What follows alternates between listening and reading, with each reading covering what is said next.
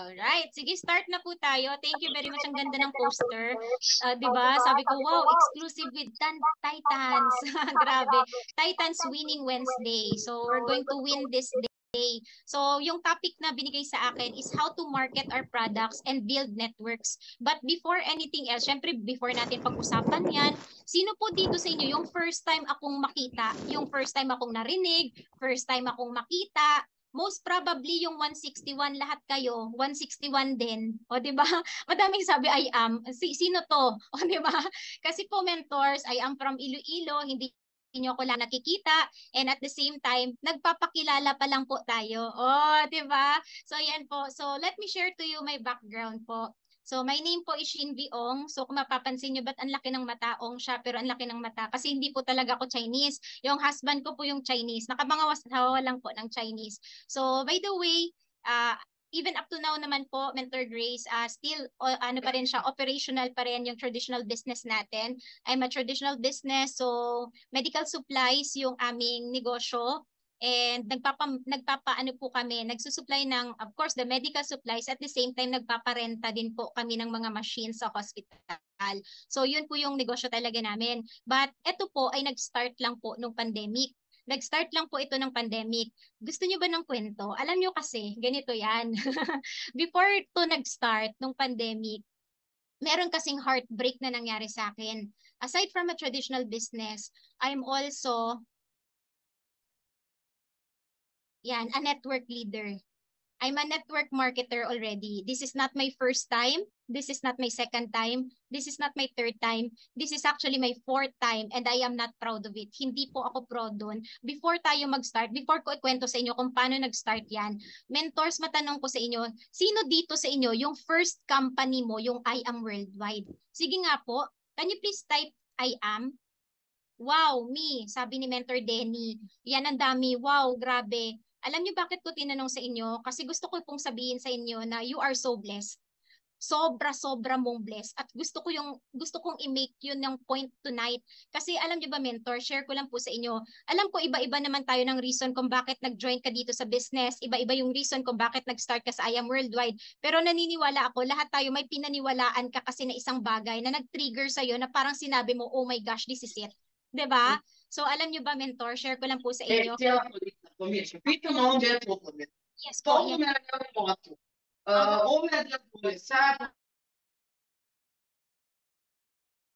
And so I was born by background po kasi I was born and raised in Mindanao. So in a middle class family and syempre sa Mindanao kasi very limited lang naman po yung schools doon. And dahil limited po yung schools doon mga mentors, ang nangyari talaga, it so happened syempre yung parents ko mahal na mahal ako, sinend ako sa magandang school. So, dahil syempre maliit lang yung school at saka maliliit lang yung schools doon sa Mindanao at saka na-send ako sa magandang schools, yung classmate ko doon, mga anak ng mayor, anak ng congressman, tapos minsan mga anak ng may subdivision o 'di ba social, tapos meron pa nga ako classmate kasi Mindanao 'yun, Muslim princess. Opo, ganun talaga. Yung naging barkada ko din po, may mga pera din talaga. Kung hindi naman, kung middle class naman, pero only child. So, ibig sabihin, talagang sustained talaga sila. In short, pagdating sa usapang baon, talo tayo dyan. Parang ganun yung talaga yung nangyari. Alam nyo ba, may kwento ko sa inyo before, na namasyal kami ng mga kaibigan ko, tapos ubos na yung baon ko, tapos sa kanila hindi pa, tapos sabi nila, mag-ano tayo, mag-Jollibee tayo. Alam mo, sabi ko sa kanila, naging honest naman din ako, sabi ko, actually wala na akong pang Jollibee, pamasahin na lang talaga po uwi. Nagtinginan sila. Tapos nagtinginan sila, tapos after nun, sinabi nila sa akin, doon ko talaga na-prove no, na ang mayayaman, hindi naman bad. O di ba nagtinginan sila kasi inisip nila, sige, libre ka namin.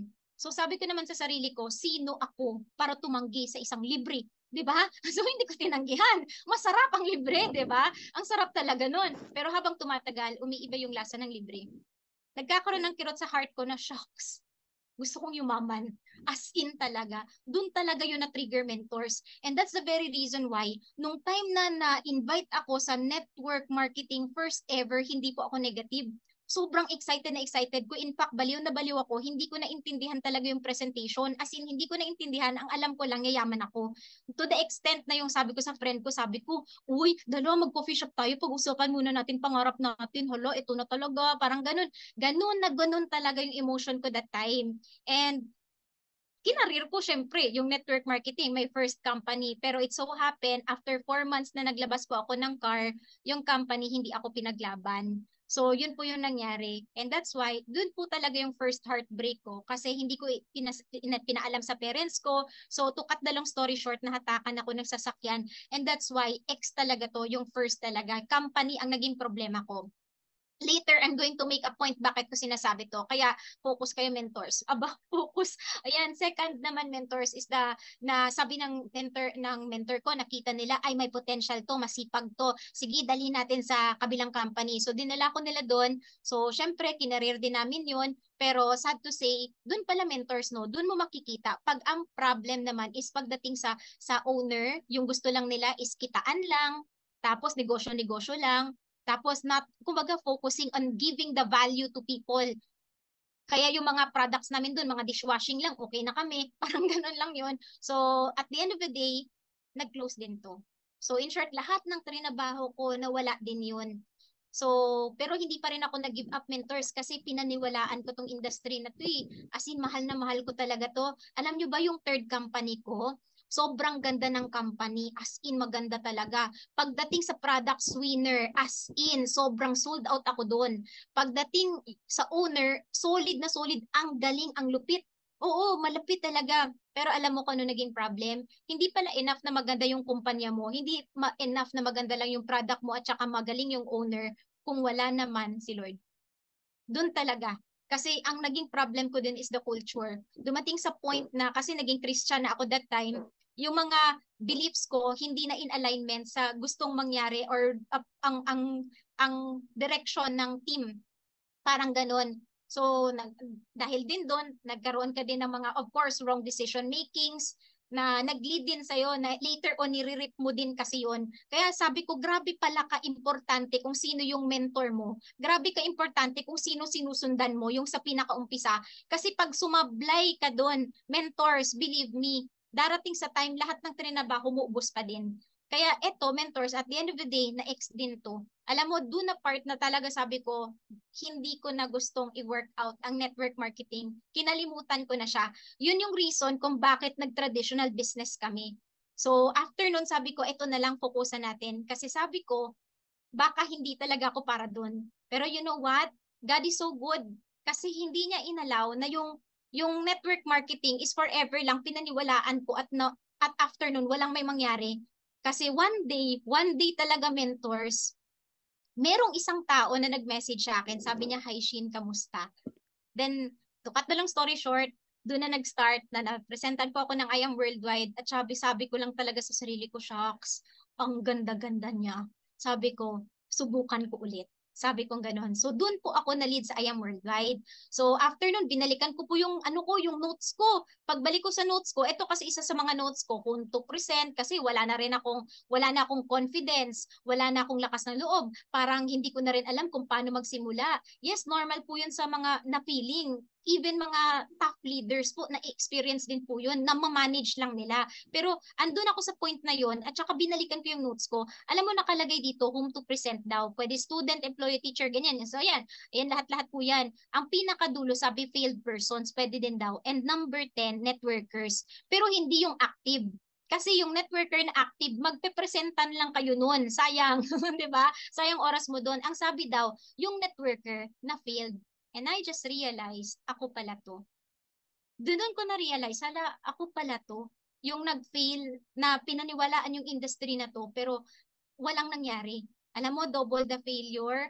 Kasi actually, yun nga, hindi ko kasi masyadong na-share to sa Facebook, sa public, ganun. Few people lang nakakaalam. Pero pagdating sa I Am Worldwide Family, talagang sinishare ko to. I'm also a wife of a dialysis patient. Sa ganda kong to, wife to ng dialysis patient. Opo, talaga. And you know what? It is not easy. It is not hard. It is in fact very, very hard. Ang hirap-hirap po. Totoo lang. Alam nyo, nung time na yun, sobrang taas lang ng sugar ng husband ko. Tapos after nun, hindi namin ma-manage.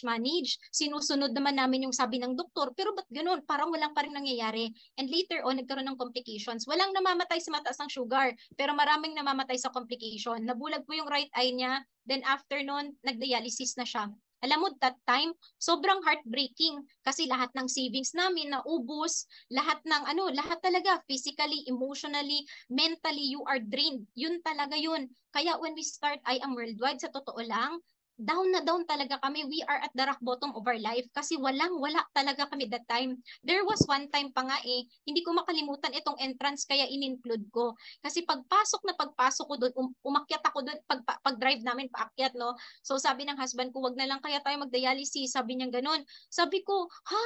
Bakit? Kasi wala tayong pangbayad. Sabi niya ganun. Sabi ko, hindi, it's okay, pasok ka lang. Kasi 4 hours kasi yun yung session. So sabi ko, pasok ka lang. Kasi sa 4 hours na yun, maghahanap ako ng paraan. Ganun yung gagawin ko. Kung hindi ako makahanap ng paraan, syempre mangungutang ka. 'Di ba?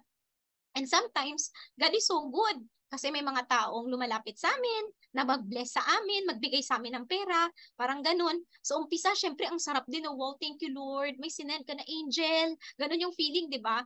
Pero darating ka talaga sa point ng buhay no, na parang ma-feel mo na alam mo din ang capacity mo Alam mo that you can do more and be more. Pero andun ka sa situation na yun. 'Di ba? Parang alam mo yung feeling na gano'n, yung parang nakaka-feel ka ba na hindi ka okay ngayon, pero parang inis ka na hindi mo masyadong maintindihan yung sarili mo. Alam mo bakit mo nafe-feel yan? Kasi alam ng system mo na magaling ka. Alam niya. Yun nga lang, naiipit ka lang sa situation, nadadrive ka lang ng emotion mo, pero even your system knows na magaling ka talaga. Kaya sabi ko, Lord, charity na lang ba talaga kami? Parang ganon. Kaya sabi ko that time, dumating nga sa point, nag-pray ako, sabi ko, Lord, kunin mo na lang kayo ako. Parang gumanon ako Pero na-realize ko, sabi ko, ay hindi pwede Sabi ko, hindi pwede. Kasi sabi ko, yes, given na, oo, yes, I failed. 'Di ba? But I need to learn to embrace my failures. Kasi yung failures na yun, pwede ka kasing mamili na yung failure mo na yun, you're going to fail backward or you're going to fail forward. 'Di ba? Kasi na-realize ko, yung failure na yun, it will tell you where you should go and where you should not go. Kaya nga may pain kaya nga nasasaktan ka kaya nga ganun yung nafe-feel mo Kasi it means to say, parang sinasabi sa'yo na, oh, iwas na dyan. Parang ganun kasi yun di ba? Every time na nakapatong yung kamay mo sa stove, di ba? Ganun ka. Kasi nga, minumove ka na sa different direction. Ibig sabihin, redirection lang pala yun. And alam nyo ba, mentors, yung failure na yun, talagang totoo, it caused me to change direction. Kasi dun po ako nag-humble down na nakinig ng I Am Worldwide Business Presentation. And at the same time, failure caused me to be humble before the Lord, na talagang nag-pray ako, sabi ko, Lord, hindi. I know you're going to write a very beautiful story in my life. I know darating sa point ng life ko na gagamitin mo yung testimony ko para mas maraming mai-inspire na tao. Yun talaga. And dun po talaga ako nakabangon. So, syempre, ang isa sa mga reason talaga kung bakit tayo bumabangon, di ba? Para sa family natin. At the same time, sa mga mahal natin sa buhay. Di ba? So, yun yung mga deepest why natin. Kaya at the end of the day, pag nakakalimutan natin to, balik lang tayo bakit natin ginagawa. Kasi pwede kayong mapagod, pwede kang mapagod, ma-discourage, ma-frustrate, pero at the end of the day, lahat yan, bayad naman din yan pagdating ng araw. Di ba? So, yun siya, mentor. So eto, God is so good kasi nung nakinig ako sa taong nag-present sa akin ng business na to, praise God talaga kasi sabi ko, wow, grabe, ang sarap pala, ang ganda sa I Am Worldwide. Parang sabi ko, this is an answered prayer to me. Kasi 'Di ba kanina sinabi ko sa inyo yung mga concerns ko about the company, the owners, the marketing plan, the team. Kasi sabi ko para akong nag-pray ng burger pero binigay sa akin burger, fries at saka drinks. Yung parang binigay na lahat-lahat kumpa. At saka gusto ko din yun i-highlight. Kaya ako tinanong kanina sa inyo, sino dito sa inyo yung first time? Yung sino dito yung first network mo talaga yung I Am Worldwide? Kasi you are truly blessed. Hindi mo minsan nasasabi, it's because ito yung kasi yung first time mo, wala kang pamantayan sa pangit at hindi. Pero ako na-experience ko talaga and I can testify, sobrang blessed mo. Bakit? Kasi hindi mo na kailangan mag-trial and error kagaya ko. Alam mo, ang ganda ng kumpanya natin. Ang solid-solid, as in, sobrang nakaka-proud talaga. Proud ka din ba? Sobrang na-proud talaga ako na I am worldwide talaga ako. Sabi ko, grabe, buti na lang talaga. Okay lang, may purpose bakit late ako nakapasok, pero importante, joined na. 'Di ba? So, tapos ang lupit pa ng owners natin, 'di ba?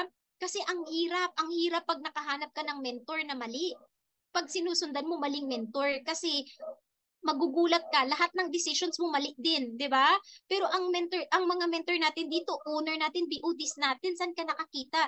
Talagang hindi lang excellent at the same time very humble, talagang God-centered. Tapos ang ganda pa ng products natin, hindi yung products lang para maka-products ka, 'di ba? Product mo lang ang lupit eh. It gives value to people. So ibig sabihin ang kailangan na lang representative at ikaw 'yun.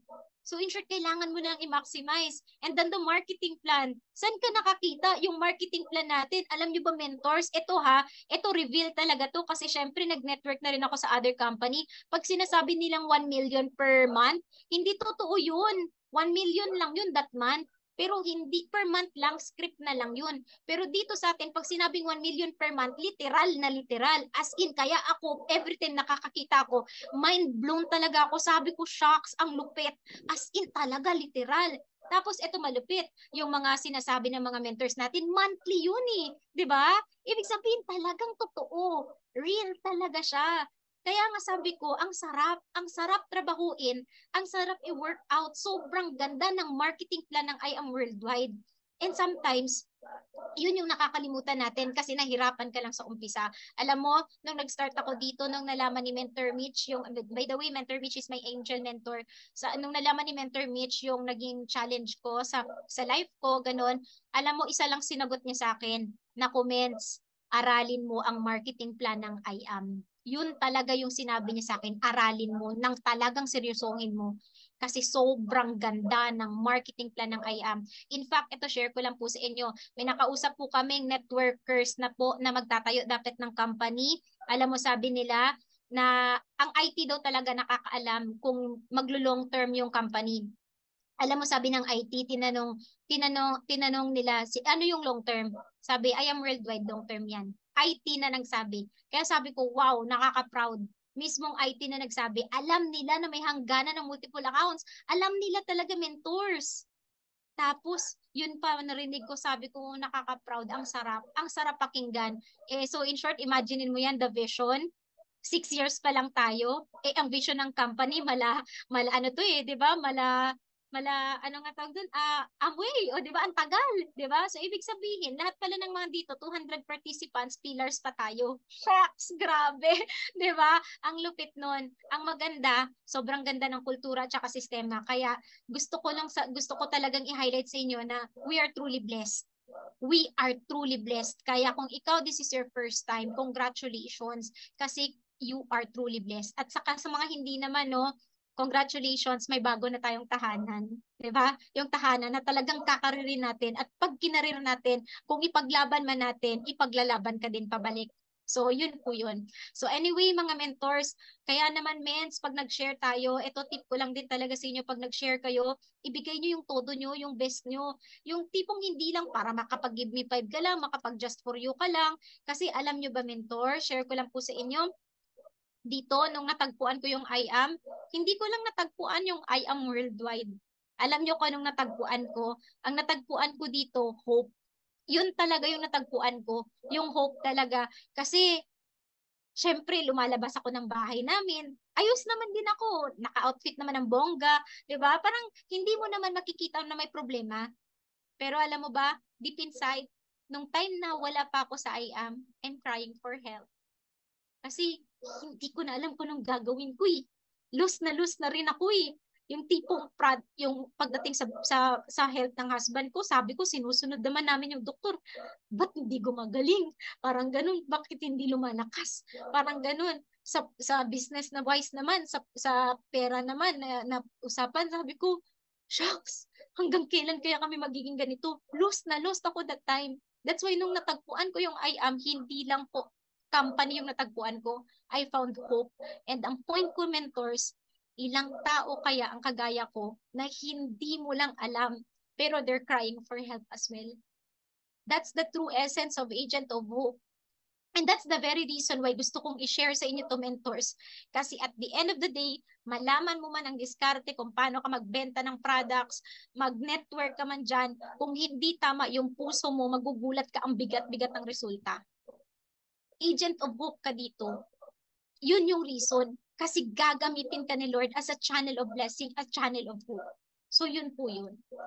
So ako, mens, nung nag-start ako dito, eto, share ko lang po, this is my personal testimony. Praise God talaga. For 20 years, as in, he is insulin dependent. Hindi namin alam kung paano, as in, talagang tinatry namin yung best namin, masundan kung paano maging okay yung sugar niya. Alam niyo ba, mens, sabi ko, 3 weeks lang, pinainom ko yung husband ko ng barley. Ito po nangyari. So, 3 weeks time, pinainom ko siya ng barley.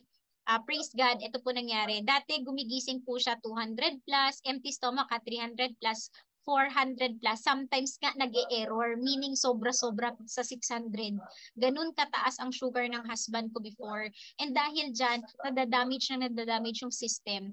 Alam mo, praise God, ngayon po, dahil nag-barley po siya, no, after 3 weeks, ito po yung sugar niya. Basing on 120 normal sugar, kamay ko talaga yan. Pinicturean ko talaga araw-araw. 95, 93, 145, 122. Praise God talaga. And dumating sa point, ito, mentors, share ko lang po sa inyo. Kasi dati, insulin dependent siya from 28, naging 12, naging 8 units na lang. And ngayon po, may slide na lang po na binigay yung doktor. Kung kailan tataas, ito yung certain units. Ganun na lang siya. Hindi na siya yung tipong sobrang dependent talaga sa sobrang dependent talaga sa insulin. And praise God, it's because na-meet namin to. End stage na po, by the way, yung husband ko. Stage 5 na po siya, end stage. Pero praise God, kasi dahil po sa, of course, sa business natin, sa I Am Worldwide, right now, pray for me, mentors, kasi we are now processing our transplant. Malakas na loob namin kasi this time, may backup na tayo, di ba? I Am Worldwide. So, yun siya, mentors. So, God is so good. So, sa business naman po, ito naman po yung I Am Progress natin. So, yung progress naman po natin, syempre, just like any other mentors dito, nag-mover po tayo, mover maker. After nag-mover maker, yan, nag-give me 5 tayo, tapos nag-just for you. Yan, tapos nag-6-digit club na po tayo. After 3 months doing the business, 6-digit club na po tayo. Then after nun, nagtuloy-tuloy na po yun. Yung everyday pay-ins na income streak. Yan, tapos nag-suffer po tayo ng January ako encoded, pero talagang nag-workout ako February. Tapos, May po, nag-suffer na po ako. After nun, doon na-build yung team namin na On Fire yan. Yun yung po yung team ko, On Fire, hashtag On Fire Nation. Kasi yung pinanghawakan ko, Isaiah 60:22, that the small family will become a great nation in its time. Yan po talaga. So that time kasi I'm so afraid. Hindi ko alam kung anong gagawin ko. Pero I was reminded yung mga apostles, 'di ba? Mga disciples ni Jesus, nagpray sila, then there's this tongue of fire, kayo on fire. Pero meron din yung acronym, o 'di ba? On fire. So Financial Independence Retire Early Program. Oh, 'di ba? Fire. So yun, then after, 'di ba nag-May, nag-Sapphire po tayo, then nag-Ruby naman po tayo August. So, in short, after 3 months lang din po. So, yun po yung naging journey po natin dito. And ito din pala, gusto kong i-highlight, bakit importante